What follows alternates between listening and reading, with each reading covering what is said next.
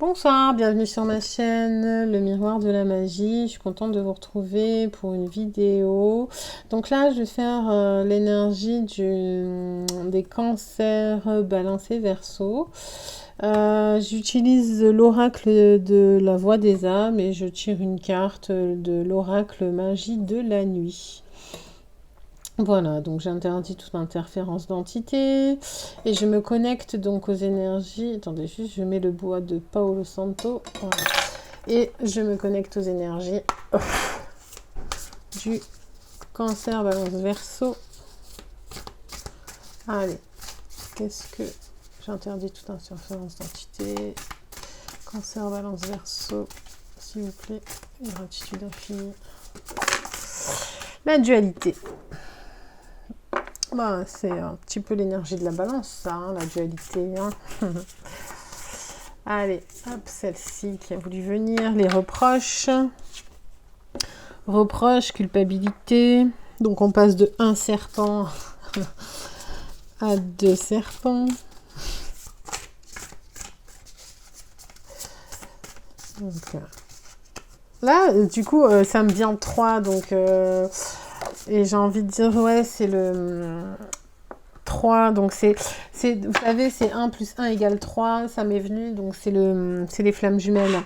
Donc je sais pas, il doit y avoir un petit truc là, chez vous, les cancers, balance verso, sur un petit truc sur les flammes jumelles. La dualité, les reproches et le refoulement. Donc la dualité, le bien, le mal, vous êtes encore dans un conflit intérieur, dans une ambivalence qui vous empêche d'avancer. Et moi, ce que je perçois, en fait, c'est soit trop dans l'intuition ou soit trop dans l'énergie, dans l'action. Et en fait, il y a un peu une disharmonie à ce niveau-là, c'est-à-dire que quand on n'est que dans l'intuition, on ne bouge pas, on ne fait rien. Et quand on n'est que dans l'action, en fait, eh ben, on reste dans l'action, on fait, mais parfois on ne fait pas ce qu'il faut, c'est ça le truc. Parce que du coup, on met en place des choses, mais sans notre côté yin, pardon, yin, sans notre côté yin et sans notre intuition. Et c'est que notre mental, mais notre mental, il nous dit que que ce qui découle de la raison, donc du raisonnement et donc du yang, hein. Donc pragmatisme. Ça ne laisse place à aucune émotion, d'accord, et parfois refouler justement du coup ces émotions, on a un refoulement, peut engendrer certains problèmes par la suite, certaines difficultés, notamment physiques, parce que justement, être trop dans la matière, on lui donne trop d'importance, et tout se cristallise sur ce plan-là, parce qu'on n'est plus avec notre intuition. On est uniquement sur du concret, sur des faits, sur du réel. Donc on a besoin de voir, on a besoin de voir, oui, c'est ça, on a besoin de voir concrètement de nos propres yeux ce qui ne va pas, ou de ressentir cette douleur intense physique pour voir ce qui ne va pas. Et pour la ressentir, parce qu'on est tellement coupé de nos émotions et de notre intuition que c'est que de la matière pour nous faire réagir. Voilà. Donc, un conflit intérieur, une ambiguïté, une ambivalence, difficulté peut-être à prendre des décisions. En tout cas, on vous en fait le reproche. On vous en fait le reproche, que ça soit justement dans la matière ou dans la 5D. Donc il y a sûrement une connexion avec quelqu'un qui en pâtit. Et alors peut-être même vous, hein, vous en pâtissez. Et justement, on vous reproche ce manque de positionnement, cet non-alignement, ce non-équilibre entre l'intuition et l'action, entre le donner-recevoir aussi, moi je le perçois aussi ainsi, entre le don et le prendre. Donc, qu'est-ce qu'on vous reproche souvent? Est-ce que c'est d'être trop égoïste ou c'est d'être dans le don, dans l'excès du don de soi, avec l'incapacité de mettre des limites et donc d'être totalement absorbé, dilué dans l'autre. Voilà, on entremêle, je vous donne un exemple simple, donc dans un couple, homme-femme, l'homme est tout le temps avec ses amis et jamais avec sa femme.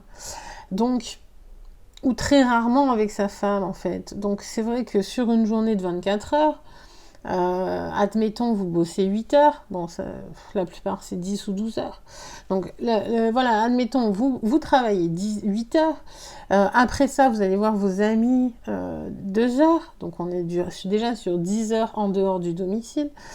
Quand vous rentrez, vous allez sur la télé ou sur les jeux, sur votre téléphone ou sur votre play, vos jeux vidéo.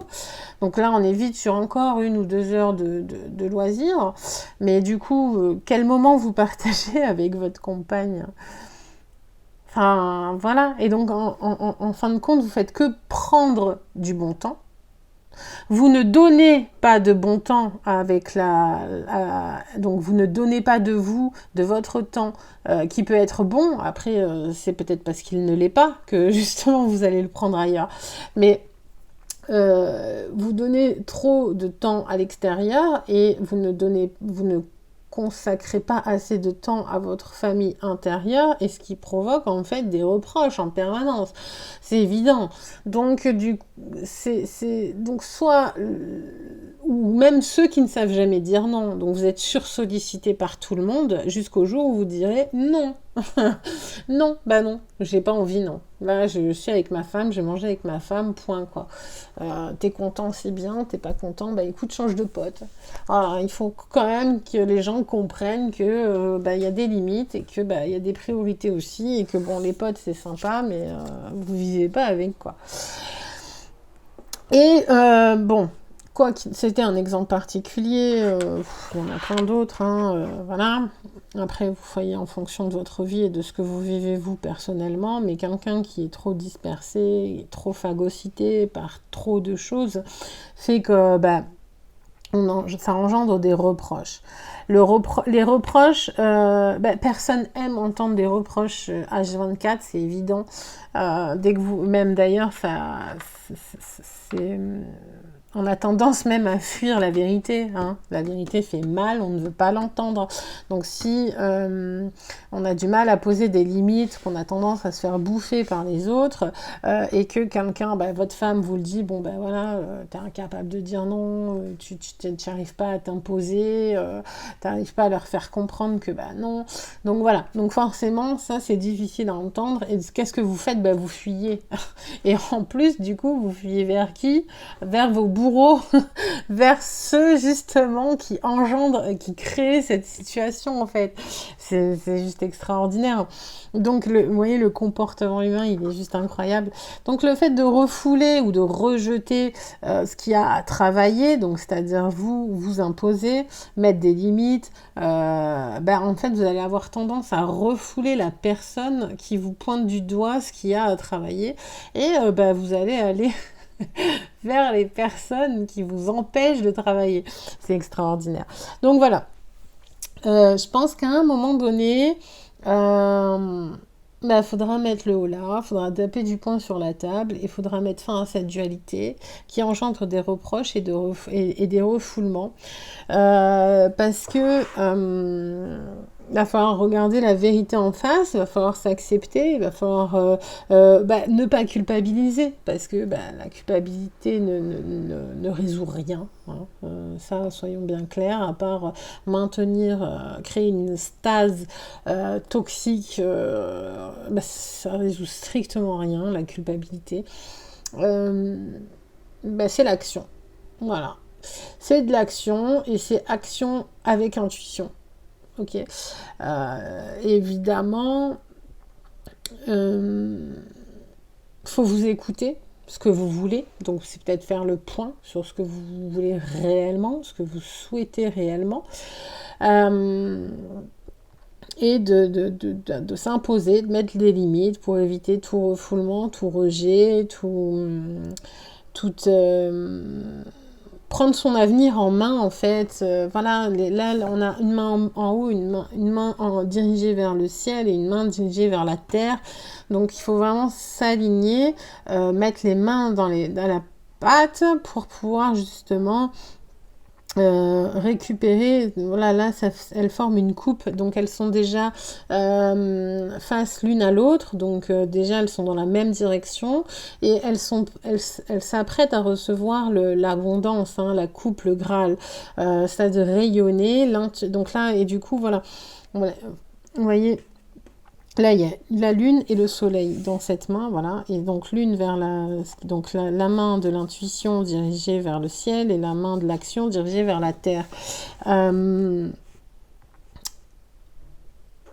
Là, c'est entremêlé, ces deux serpents, donc c'est l'énergie aussi de la transformation.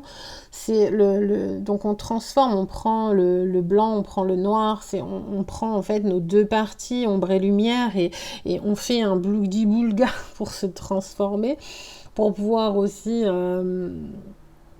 s'accepter, se connaître dans les moindres recoins, savoir ce qu'on veut, comme je vous dis, faire le bilan. Et ensuite, la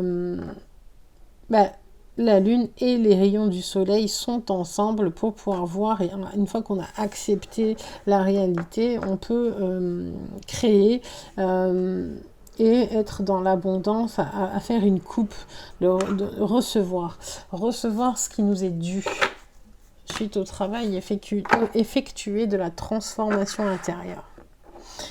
Voilà.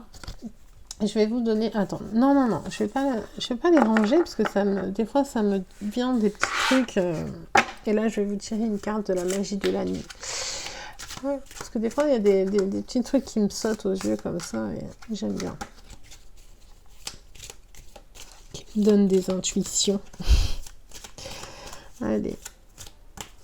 Magie de la nuit, qu'est-ce qu'elle peut nous dire? Le crépuscule. On est sur du 10. Sur le 10. Qu'est-ce le 10? Le chemin de croix, la destinée, le X, ça aussi, le caryotype féminin. Donc on est sur la féminité. Et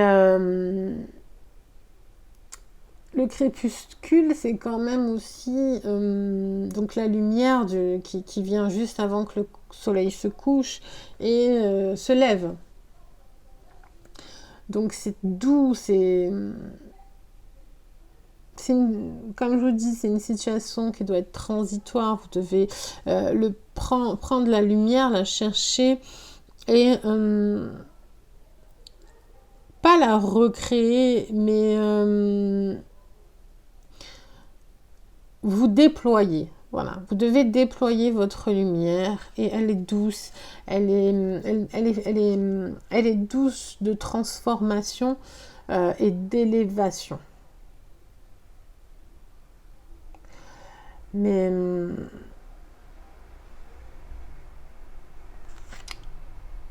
quoi qu'il en soit, tout ce que vous allez mettre en place sera pour... vous savez, c'est une transition. Il se peut que justement, voilà, ce que vous allez mettre en place vous amène une période d'incertitude. Mais ça sera une transition. Voilà, c'est plutôt ça en fait. C'est qu'il y aura toujours le soleil qui se couche et qui se lève. Hein, donc... et vous verrez plus clair lorsque celui-ci sera là. Que vous prendrez avec vos mains. Bon, écoutez, je vous remercie. Merci à vous les cancers, balance et verseau. Je vous souhaite une bonne fin de journée ou une bonne journée. Ça dépend à quel moment vous regardez la vidéo. Et prenez bien soin de vous. Bye!